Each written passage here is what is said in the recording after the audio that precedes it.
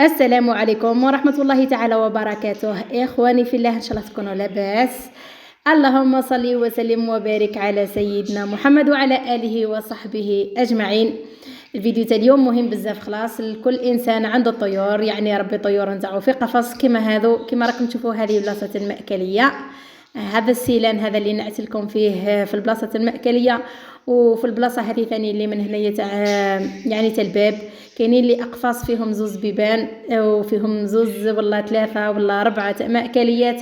الطيور نتاعنا راح يجيو للبلاصه هذه كما على بالكم، راح يتحركوا بزاف في القفص وراح يلصقوا الرجلين نتاعهم لثما وراح ينضروا. انا جبت لكم طريقه كيفاه نديروها. وكما راكم تشوفوا هذا اللي هنا هو العود تاع الكوجاكا تاع الحلوه الاطفال. نقدروا نستعملوا ثاني في بلاصتو هذاك اللي يجي في داخل السياله. نقدروا ثاني نستعملوا الاعواد تاع الاذن هذاك تاع الكوطونتيش، نقدروا نقصوهم كيما هذو وندخلوهم في البلاصه هذيك به. يعني الطير نتاعنا لو كان يطلع البلاصه هذيك ماهوش راح ينضر. كما راكم تشوفوا سهله خلاص. كاين اللي يحرقها بالبريكي، يعني يسخن هذاك هذاك كيفاه نقولوا له هنا التيو هذاك. يسخنوا مليح بالنار باه يلصق، بصح انا ما سخنته ما والو، راهو هكا ولصق وعادي خلاص.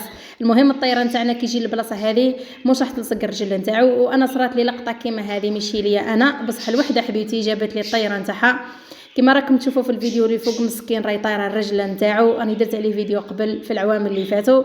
جابته لي رجله مريضه بزاف خلاص مسكين، يعني في حاله صعيبه بزاف. وانا للاسف ما قدرتش نهتم بها لخاطر لازم تتقطع. شت بزاف ناس اللي يعرفوا للطيور ولازم تتقطع الرجل هذيك تاع الطير، وانا قطعتها. جاتني صعيبه صح انك تقطع الرجل تاع كائن حي، يعني هو قاعد يتألم وانت تقطع له فيها. بصح الحمد لله ربي قدرني وقطعتها وكملت داويته.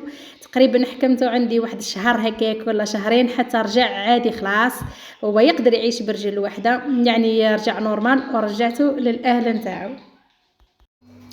المهم ان شاء الله تكونوا استفدتوا بالفيديو تاع نهار اليوم. ان شاء الله كل انسان عنده قفص يعني يربي طيور يستعمل هذه الطريقه، على خاطر قدر الطير نتاعو راح يتجرح له، راح قادر يفقده خلاص. لأن نكون وصلت نهاية الفيديو. إن شاء الله نكون فتكم ولو بالقليل.